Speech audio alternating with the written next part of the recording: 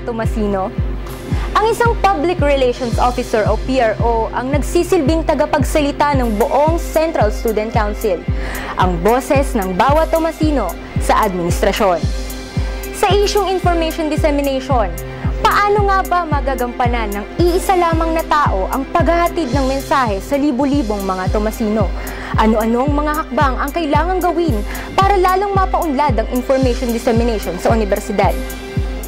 Ating tunghayan at kilalanin ang mga kandidato ng pagka-PRO mula sa partido ng Aklas o Alyansa ng Kristiyanong Lakas, Lakas ng Diwang Tomasino o Lakas Diwa at Lakas Tomasino Coalition.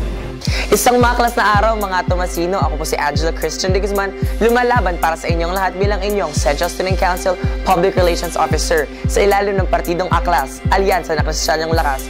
Isa po akong freshman student from the Faculty of Pharmacy. Magandang araw po sa inyong lahat. Ako po si Cristel Primalion from the Faculty of Pharmacy, ang inyong Public Relations Officer sa ilalim ng partidong Lakas Diwa. Isang malakas at marespetong pagbati po. Ako po si Dan Sebastian, from the Faculty of Engineering, your Central Student Council Public Relations Officer mula sa partidong Lakas Tomasino Coalition.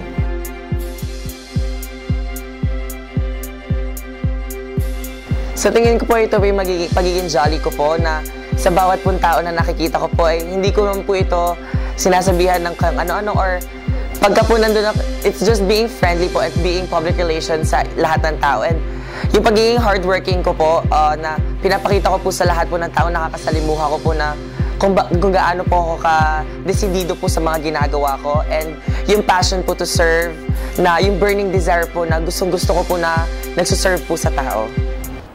I'm a person who loves people, loves talking to people, and loves connecting to people. And I believe that for a public relations officer, it would be important for him or for her to be able to establish connection to people kahit saan, kahit kailan. And that's what I always do.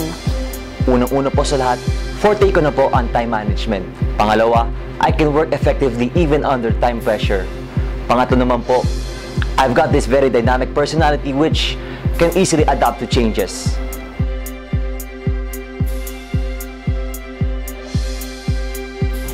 Yung first platform ko po is yung empowering po the FEMASIAN Local Council PROs po and even the SOCC PRO po through my first project which is the Council of PROs po.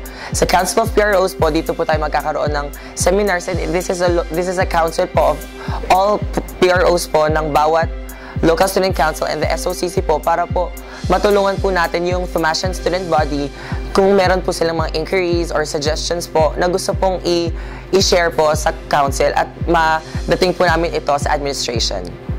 If I would be given the chance next year, I am planning to use the 5 means of communication, which are the use of cellular phones, the use of social networking sites, the use of our televisions found in most of the buildings here in UST, the use of our radio, and the use of our CST RAR. I believe that using this means of communication would be best, especially if they would be used to the best of their use. Thank you.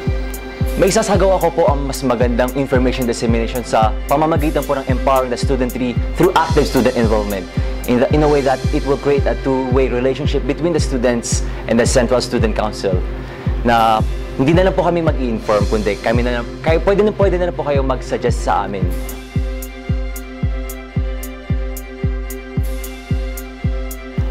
Well, first po gusto ko pong magpasalamat po sa lahat ng mga naging CSC PROs po ng UST na job well done.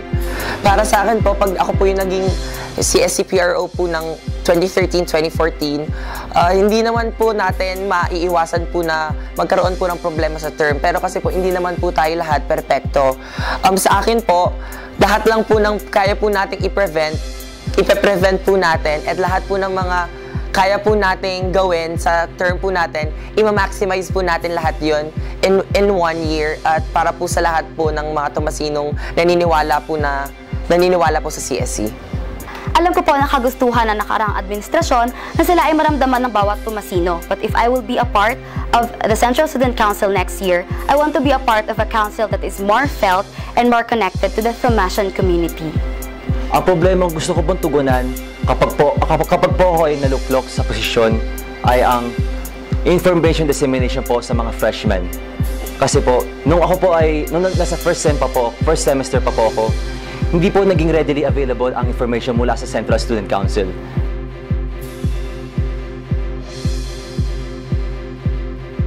Kung gusto nyo po ng pagbabago, kung gusto nyo po ng A-class service, kung gusto nyo po ng isang maayos na pag-disseminate ng information, kung gusto nyo po ng isang maayos po na Council of PROs po na andyan po para sa inyo, na hindi po kayo papabayaan at makikinig po sa mga hinaing nyo sa amin. At kung gusto nyo po ng isa pong PRO po na hindi lang po nag-i-inform, kundi andyan din po para makinig sa inyo, then ako po dapat ang iboto nyo. Thomasians should vote for me because aside from my familiarity with the work of a public relations officer, it is my passion and my interest to connect to people and to relate to people. And I believe that it's not all about information or exchanging them. It's all about being able to open your life to them, being able to reach out to them, and being reached by them. Dahil po gusto po ng mga Tomasino ang two-way relationship between the studentry and the Central Student Council. At mas gusto po nila lang student leader na hindi lang magsaserve, hindi lang mag-lead, kundi sa kanila rin po ay mag-e-empower.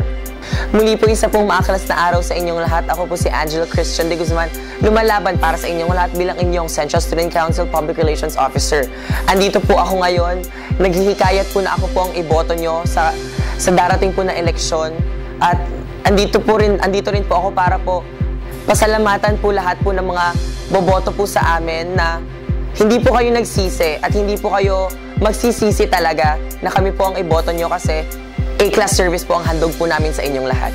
Once again, I am Cristel Primalion under the banner of Lakas Diwa, and I'm really hoping, Thomasians, that you would give me the chance to serve you next year as your public relations officer, because I believe that it's not all about exchanging information, it's all about building strong relationship. Thank you very much. Muli po, ako po si Dan Sebastian from the Faculty of Engineering, your Central Student Council Public Relations Officer mula sa partidong Lakas Tomasino Coalition. At huwag po natin kakalimutan sa darating na Central Student Council elections, vote straight, vote 6-0, vote straight, Lakas Tomasino. Maraming salamat po. Para sa ibang detalye kaugnayang CSC Elections 2013, bisitahin ang aming website sa www.varsitarian.net, i-like kami sa Facebook, sundan kami sa Twitter, Tumblr, at panoorin kami sa YouTube. Tomasino, ikaw ay matalinong mamboboto at karapatan mong bumoto para sa pagbabago. Ito po si Cez Versosa para sa V-Exclusives Boto Masino 2013.